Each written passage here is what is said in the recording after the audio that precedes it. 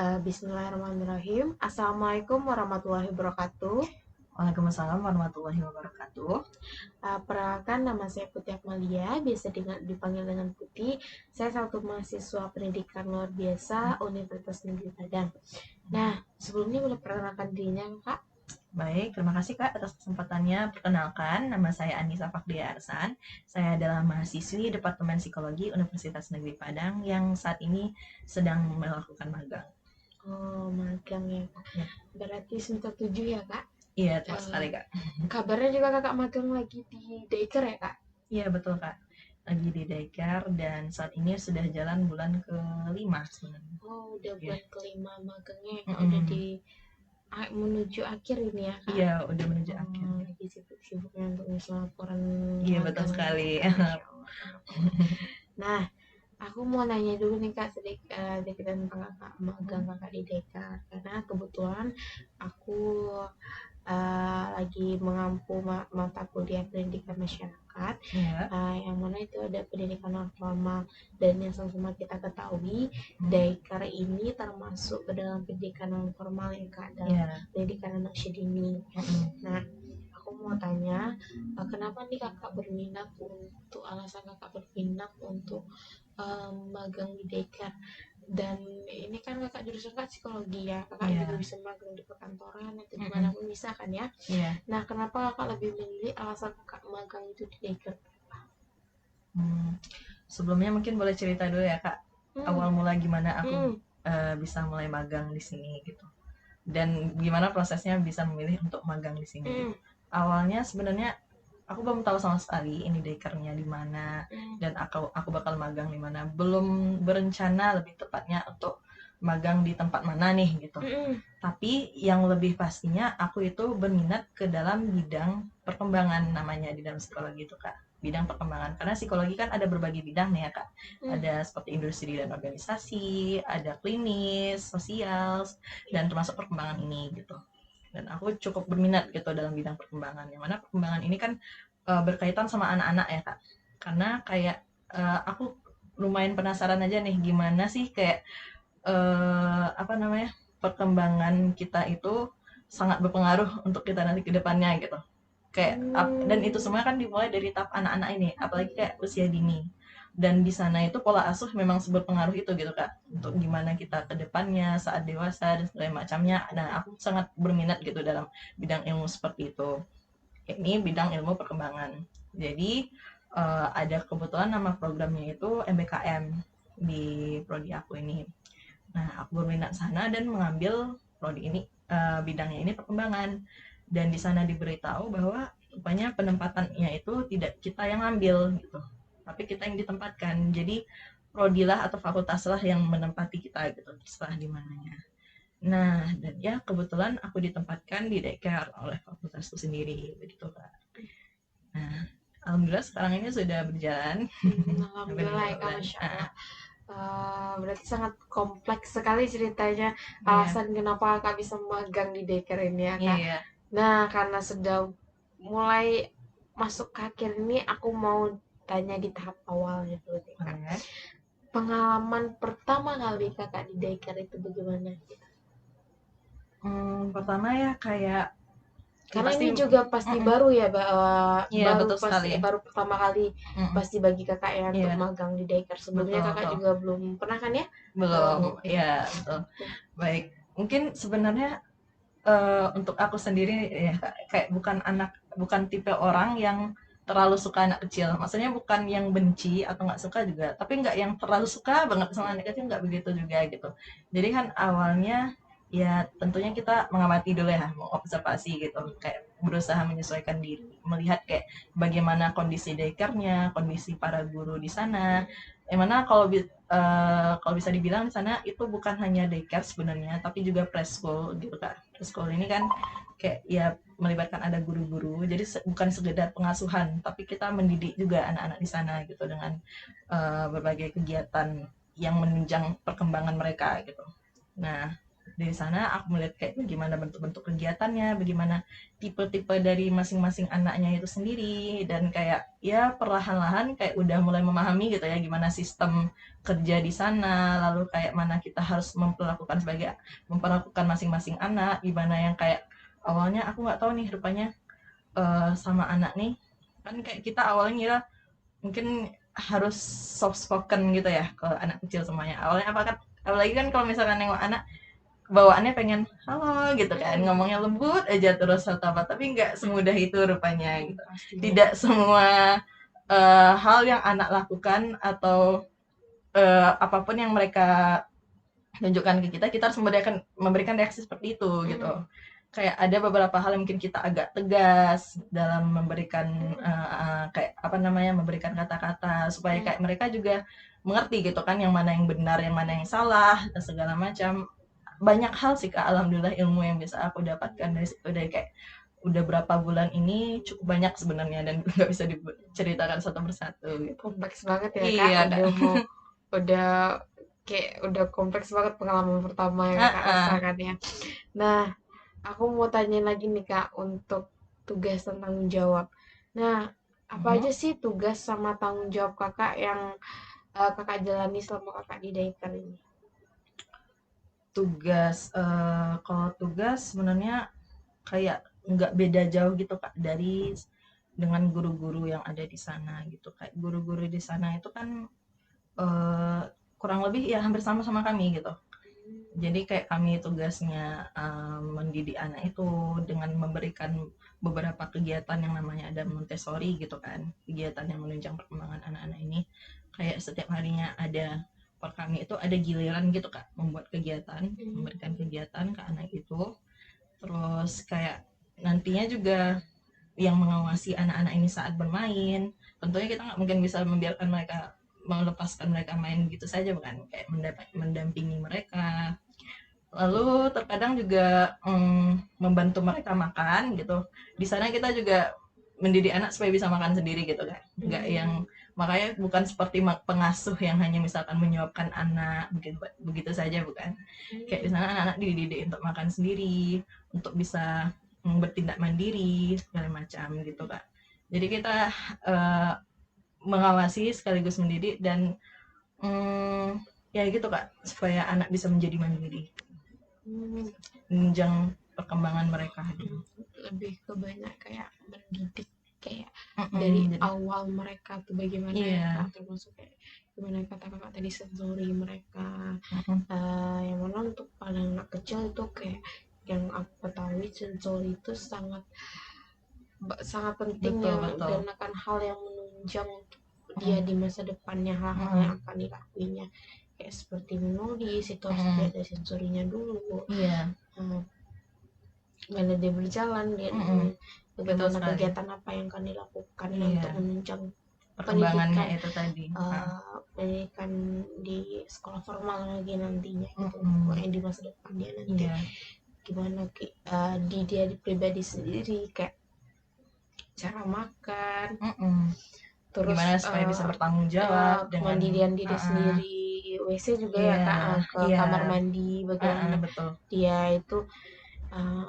Jadi yang paling utama juga harus tanggung jawab kakak tadi kayak mengawasi mereka ya Kak, itu yang paling penting karena kayak sama-sama kita ketahui kayak mengawasi apalagi itu namanya anak-anak itu sangat sangat tanggung jawabnya itu sangat besar sekali, sangat berisiko sekali bagi kita.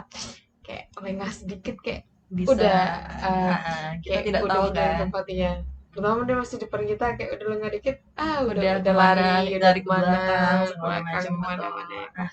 Jadi kayak tugas tentang jawab kakak itu sangat besar dan benar-benar harus dilakukan dengan sepenuh hati gitu ya Kak. Boleh tambahan dikit Kak ya. Seperti yang kakak bilang tadi kan, kita membantu mereka dalam kegiatan untuk mengasah sensori dan segala macam itu, ya itu bisa disalurkan tadi itu melalui kegiatan yang tadi Kak, kayak setiap hari biasa kami lakukan. Jadi ada kegiatan-kegiatan Montessori itu kan, tujuannya begitu Kak, untuk kayak menunjang motorik kasar, motorik halus, sensoris mereka, bagaimana kayak indera mereka dalam meraba segala macam, karena itu kan memang sangat berpengaruh ya Kak, nanti apalagi Mm-mm. pas mereka sekolah, yang seperti Kakak bilang tadi gitu. Oke. Nah, untuk pertanyaan selanjutnya nih Kak, aku mau Mm-mm. tanya eh, pelajaran atau keterampilan apa yang paling berharga yang Kakak pelajari selama magang ini? Keterampilan apa nih kayak Mm-mm. sebelumnya kayak Kak belum pernah kayak pas di magang Kakak punya keterampilan Iya, iya. pengalaman pelajaran yang terbaru gitu. Paling jelasnya pasti mendidik anak lah ya Iya, Kak. Kayak kita semua insya Allah kan menjadi calon ibu masa depan nih Masya Allah betul. ya. Nah, Amin. kayak rupanya memang gak sesimpel dan tidak semudah itu gitu untuk mendidik anak. Mungkin nampaknya aja kayak ya apalagi dengan parenting ilmu parenting yang banyak tersebar ya Mm-mm, sekarang di mm, sosial media ini. Misalkan kayak jangan berperilaku kasar ke anak dan mm-mm, segala macam, kayak maksudnya buatlah kayak bagaimana ya anak tuh merasa nyaman dengan kita, tidak takut dengan segala macam, kayak kalau istilah itunya sekarang ada yang namakan didikan VOC, Kakak mungkin tahu. mm-mm, Nah, mm-mm, didikan VOC itu kan seakan-akan ya kita tidak boleh keras dengan anak atau mm-mm, segala macam. Tapi sebenarnya nggak semuanya tuh bisa dikategorikan didikan VOC gitu. mm-mm, Maksudnya kayak ya mungkin yang hal-hal secara verbal atau yang keras secara verbal atau fisik ya memang itu pasti udah nggak boleh dilakukan kan, tapi kayak yang ketegasan itu masih harus ada gitu, karena nggak semuanya harus kita turutin gitu dari anak tuh. Kadang kan kita kayak kasihan gitu kan, anak yang mm, minta ini, kadang orang tua sekarang diturutin aja nggak apa-apa gitu kayak mm-mm, gitu kan. Nah, yang hal-hal seperti itu yang kayak mana cara membatasi anak supaya bisa menahan menahan apa namanya, menahan keinginannya untuk bisa mm, bersabar, menunggu, misalkan untuk bisa bertanggung jawab setelah bermain, mereka merapikan mainannya mm. sendiri, untuk bisa bertanggung jawab saat makan, mereka bisa makan sendiri sampai habis gitu, untuk bisa memotivasi mereka untuk melakukan semuanya dengan bertanggung jawab, dengan mandiri gitu kan, untuk bisa berusaha melakukan sesuatu yang walaupun itu harus dengan latihan dan sabar mereka lakukan, seperti mungkin misalkan apa namanya, mengayuh sepeda dan segala macam. Nah itu kan perlu kesabaran ya Kak. Misalkan mereka ngeluh nggak bisa gitu kan. Jena bisa gitu, Jena Hmm, pasti bisa gitu. Disemangati aja, tapi tentunya dengan kata-kata yang tetap masih baik ya, dengan hmm. kata-kata yang membuat mereka semangat. Jadi ya gitu mungkin ya Kak. Kayak gimana cara mendidik yang Hmm. benar dan yang kayak bisa membuat anak tentunya nyaman juga. Jadi Tapi kayak pelajaran dan keterampilan yang kakak dapat tuh kayak lebih ke bagaimana kita menjadi seorang ibu nanti ke iya depannya betul. ya. Kayak bisa kakak terapkan nanti kalau kita di masa depannya menjadi seorang ibu. Amin. Bismillah. Eh, Amin. amin ya. Semoga kita jadi kayak gimana sih jadi eh, Iya. ibu yang baik di masa depan Mm-mm. sesuai dengan perkembangan zamannya gitu ya kak, Iya betul. karena ilmu yang kakak dapatkan juga sangat bermanfaat nih di sini di Mm-mm. pelajaran dan keterampilan yang kakak Iya dapatkan, betul. karena kakak juga Mm-mm. berkomunikasi dan bekerja sama langsung dengan psikolog yang mana tentunya sudah menempuh pendidikan sebaik mungkin Iya, gitu ya iya. kak. Nah, untuk aku mau tanya untuk kendala yang kakak hadapi itu gimana sih kak selama magang ini gitu? Kalau kendala sebenarnya secara itu nggak ada ya Kak, kayak yang kendala yang susah-susah banget Hmm, atau yang sampai menghambat aku. Cuman mungkin kayak lebih ke aku kan jarak dari daycare ke sini lumayan jauh ya. hmm. Mungkin di sana aja sih kendalanya. Oh, mungkin Mm, kendalanya cuma di itu mm. aja ya kak, di dari jarak rumah ke tempat Iya. kakak magang tuh lumayan jauh. Mm-mm. Jadi itu mungkin agak tertinggal kendala kakak di sana ya. Iya. Nah, untuk pertanyaan terakhir nih kak, aku mau tanya tentang eh menurut kakak nih, Mm-mm. gimana sih manfaat bagi anak-anak di pada program pendidikan non formal di daycare ini? Apakah bermanfaat bagi anak-anak menurut kakak selama kakak magang itu atau gimana? Kayak program pendidikan non formal yang ada di daycare kakak nih, Mm-mm. em, gimana manfaatnya dan pandangan kakak itu memang sangat bermanfaat nggak bagi anak? Pastinya Kak sangat bermanfaat gitu kan, terutama yang dibilang tadi itu Montessori tadi gitu. dan bagaimana kayak miss atau guru-gurunya mendidik anak di sana gitu. Dimana kayak apa namanya, memang perkembangan itu sepenting itu gitu untuk anak. Dan kalau misalkan kita tidak memiliki ilmu, tidak pandai mendukung perkembangan itu tadi, memfasilitasinya, kayak tidak memahami ini maksudnya anak ini kenapa, lalu hal apa yang harus kita lakukan ke mereka, itu kayak pasti mau tak mau dan pastinya harus akan berdampak gitu di masa depannya gimana. Jadi memang kita harus tahu ilmu yang bagi hal apa yang harus kita lakukan ke anak nih, kalau misalkan anaknya seperti ini bagaimana gitu. Karena kalau misalkan bisa aja salah dan hal itu terus kita lakukan, tentunya itu kelamaan bakal berdampak kan ke anak yang di masa depan. Misalkan kayak anak itu yang tadi misalkan ingin simpelnya sekedar bermain atau bermain dengan mainan mereka. Dan mereka setelah main itu kan kayak kadang kita mikir ya udah biarin aja gitu. Mereka karena anak-anak ya udah nggak apa-apa nggak diberesin kayak kita kan ada kan biasanya kita yang beresin, tapi nggak semudah itu sebenarnya. Kayak misalkan kalau yang seperti itu sebenarnya udah dari awal kita udah bisa tanamin ke anak itu, kamu harus bertanggung jawab ya, ini kan hal yang kamu lakukan tadi. Nah, jadi ayo mari bertanggung jawab, ayo simpan lagi mainannya gitu. Siapa yang memainkan tadi gitu, seperti itu kan. Dan bagaimana mereka mau untuk bertanggung jawab itu tadi, mungkin ya memang awalnya mungkin susah ya, kayak namanya anak-anak kan harus berkali-kali pasti kita dong, bilang pasti. gitu-gitu. Nah, itu tuh kan pastinya nanti lama-kelamaan kalau dibiasakan merekanya juga paham maksudnya gimana, kayak dan akhirnya itu di masa depan berpengaruh juga ke mereka dengan tanggung jawab besar mereka di depan gitu. Ya itu tadi dimulai dari hal-hal kecil seperti itu, dengan begitu diharapkan ya pas besar mereka pastinya kayak kalau misalkan mempunyai tanggung jawab yang lebih besar ketika udah dewasa nanti, mereka mampu menyelesaikannya dengan baik. Terus apalagi dengan kayak kalau di satu hari dalam daycare itu pastinya kita kan punya setiap harinya ada schedule kan, ada kegiatannya masing-masing.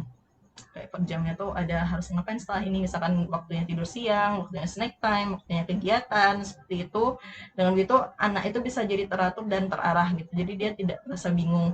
Nah begitu pun nanti di masa depan, jadi mereka bisa berpikir kalau misalkan kita tidak ada mengatur waktu, misalkan kita mau ngapain setelah ini dan segala macam, mereka kan akan bingung tuh. Nah akan alangkah lebih baiknya pastinya mereka harus mengatur waktu bagaimana ya mereka setelah ini, kayak bisa menyusun gitu kak waktunya dalam sehari, jadi mereka tidak bingung dengan apa yang mereka lakukan dan bisa lebih terarah dalam kehidupan gitu, kayak jadi mereka bisa teratur gitu, nggak bingung arahnya ini mau kemana. Kita aja kalau orang dewasa kalau misalkan nggak tahu lagi selanjutnya mau ngapain bisa kemana-mana ya, kan, kayak misalkan lanjut aja deh aja. scroll TikTok atau gimana gitu, nggak tahu. Nggak Nah jelas lagi nggak jadinya jelas, ya. jadi mungkin anak tuh bisa lebih produktif ke depannya begitu gitu.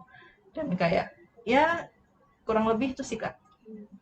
Jadi emang Ngaruh. dapat aku highlight secara garis besar itu, perkembangan itu sangat penting bagi pendidikan Betul seorang sekali. anak, apalagi kakak di daycare itu memang prasekolah kali ya kak, mereka belum sekolah, umur-umur yang emang lagi butuhnya Iya, pendidikan karakter gitu ya betul, kak, betul, pendidikan betul. karakter gimana misalnya cara mereka bertanggung jawab dengan mainan mereka sendiri gitu, gimana hal-hal apa yang mereka lakukan dalam sehari itu setidaknya harus kita ajarkan produktif gitu ya kak, jadi Iya, sama diharapkan untuk di masa depan dia bisa menerapkannya sebaik mungkin.